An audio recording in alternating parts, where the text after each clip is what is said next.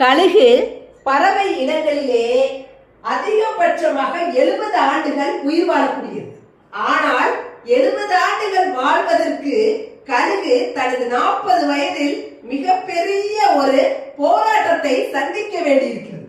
கழுகின் 40வது வயதில் அதன் அலகு மற்றும் சிறகுகள் வலுவடைந்து பறப்பதற்கு மிகுந்த சிரமத்தை கொடுக்கின்றது.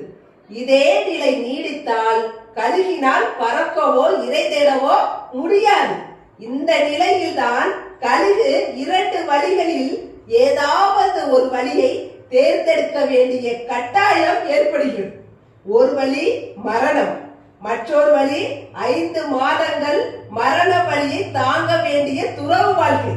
அதாவது ஒண்ணு கழுகு இறக்க வேண்டும், இல்லையே 5 மாதத்திற்கான போராட்டம் மிகுந்த ஒரு வாழ்வினை அது வாழ வேண்டும்.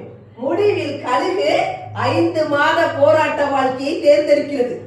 அதன்படி கழுகு உயரமான மலையில் சென்று தன் அலகினை பாறையில் உரசி முகப்பினை முறித்து விடுகிறது. மேலும் தன் ரெக்கையில் இருக்கக்கூடிய ஒவ்வொரு இறகுகளையும் வலியை தாங்கி கொண்டு உருவி போடுகிறது. பசியையும் தாகத்தையும் பயங்கரமான வலியையும் தாங்கி கொண்ட கழுகு 5 மாதத்திற்கு பிறகு புதிய சிறகுகளோடும் அலகுகளோடும் இளமையாக தோன்றி அடுத்த 30 வருடத்திற்கு ஆரோக்கியமான வாழ்வை வாழ்கிறது.